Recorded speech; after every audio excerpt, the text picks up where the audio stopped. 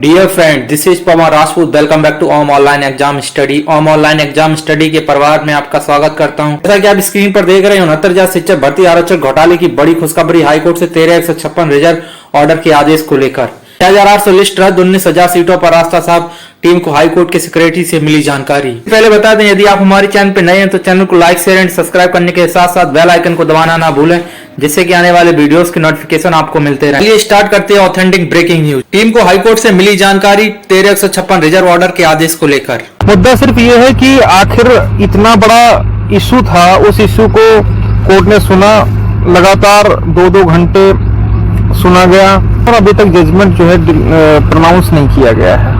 ठीक है, और उसके बावजूद भी कुछ लोग आत्ममुग्ध होकर के अपनी अपनी विजय गाथा को बताने के लिए तैयार बैठे हैं और कुछ लोग जो ऐसे हैं जो चाह रहे हैं कि मैटर आगे जाए। जो सबसे महत्वपूर्ण बात यह है कि मैंने पहले भी कहा था कि जस्टिस सोम प्रकाश शुक्ला साहब की कोर्ट में है, क्योंकि इससे पहले एक ट्यूबवेल ऑपरेटर वाला था और करेक्शन वाले मैटर्स पर उन्होंने तुरंत डिसीजन दे दिया था। ठीक है, मुश्किल से 5 तारीख को रिजर्व किया था और 6-7 मतलब 2-3 दिन के अंदर ही दे दिया था। अपना जजमेंट 2.5 महीने होने के बावजूद भी क्यों नहीं दिया गया, उसका सीधा सीधा रीजन आप इस तरीके से समझ सकते हैं कि लोग बहुत आशान्वित थे जिनका सूची में नाम था, चाहे वो जनरल के अभ्यर्थी रहे हों चाहे अन्य जो लोग रहे हों, बड़े आशान्वित थे कि सरकार आएगी और सरकार ने बेंच बदल करके शुक्ला जी को ला करके तुरंत जो है अभी सबको छपवा करके अपॉइंटमेंट लेटर दिए दे रही है। ठीक है, तो मैंने पहले भी कहा था कि इतना आसान हम लोग रहने देंगे नहीं कि जो संघर्षरत साथी हैं, जो शुरुआत से ही इस आरक्षण मुद्दे पर जो ओबीसी एससी दलित पिछड़ों का नुकसान हुआ है, उसको जब तक पूरा हम लोग नहीं कर लेंगे। सभी लोग अवगत ही हैं कि जो 2 जून है, 2 जून को लिस्ट आई थी, उसमें बहुत सारे संघर्षित साथी थे, उनके परिणाम स्वरूप 6800 की लिस्ट आई।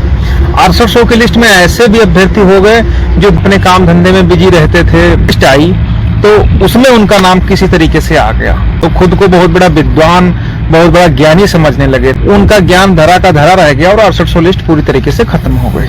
ऐसे लोग फिर अफवाह उड़ाना शुरू करते हैं कि शुक्ला जी 6800 प्रोसीड कर देंगे या वो कर देंगे। तो इस पर तो हमें कोई भी आपत्ति है ही नहीं कि शुक्ला जी 6800 तो कभी कतई कर भी नहीं पाएंगे।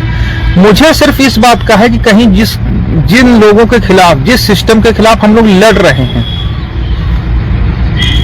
जो इलीगल अपॉइंटीज हैं, जनरल अभ्यर्थी जो पहले से सूची में बैठे हुए हैं दलित पिछड़ों का हक खा करके, हम लोग उनको अगर बचाने की कोशिश कोई करता है तो फिर हम लोगों को भी कंसीडर किया जाए। सिर्फ इस मुद्दे को लेकर के लड़ रहे हैं। अगर कोई व्यक्ति ये सोच रहा है कि ये लोग जो अब तक 2 साल से मर खप रहे हैं, लड़ भिड़ रहे हैं, ये रह जाएंगे, हम लेकर के चले जाएंगे, तो ये केवल कल्पना है और कल्पना भर रहेगी।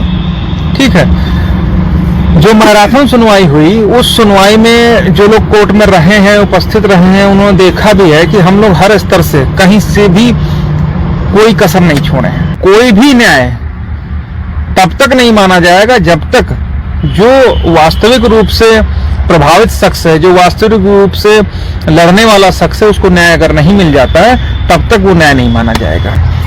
हमारा उद्देश्य शुरू से यही रहा है कि अगर 20,000 सीटों का नुकसान हुआ है दलित पिछड़ों का, तो 20,000 सीटें एटलीस्ट हमको मिलनी चाहिए अकॉर्डिंग टू प्रेजेंट सिचुएशन। जो वर्तमान में अनरिजर्व की कटाप है उसके अनुसार, जो वर्तमान में चयन सूची बनी है उसके अनुसार, इतना हम लोगों को मिलना चाहिए। और अगर वास्तव में न्याय देने की बात आती है तो पूरी की पूरी लिस्ट रद्द करके जो भी इलीगल अपॉइंटीज उसके अंदर बैठे हुए हैं, जो गलत तरीके से चयनित किए गए हैं सरकार के गलत इम्प्लीमेंटेशन के कारण, जो रिजर्वेशन पॉलिसी है उसके कारण जो गलत अपॉइंटीज है उनको खत्म किया जाए। जहां तक मैं समझ पा रहा हूँ 16-17 जजों ने इस मुकदमे को सुना है और फाइनली जो भार आया वो जस्टिस शुक्ला के कंधों पर आ गया। तो जो चाहे इतने जजों ने लोड नहीं लिया कि वास्तव में इसमें हमको अपने ही लोगों के खिलाफ, भाई एटलीस्ट जिन लोगों के खिलाफ हम लड़ रहे हैं वो हैं तो उन्हीं के लोग। भाई जुडिशरी में 80% एक वर्ग विशेष के ही तो बैठे हुए हैं। ठीक उसी तरीके से जो सरकार है वो भी उनकी है, और उस सरकार के सिस्टम में जो लोग बैठे हुए हैं, जो नीचे से ऊपर तक पूरी एक लॉबी है, वो भी उन्हीं लोगों की है। और वो कभी नहीं चाहेंगे कि वो हमारे कैंडिडेट्स बाहर हों।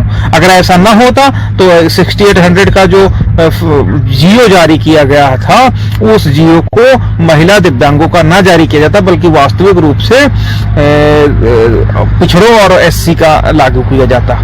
वो लोग समझ रहे थे कि हमको इस सूची को कतई होने नहीं देना है, इसीलिए उन्होंने जो गवर्नमेंट ऑर्डर जारी किया वो मात्र महिलाओं और दिव्यांगों का जारी किया, पुरुष का और पिछड़ों का जारी ही नहीं किया।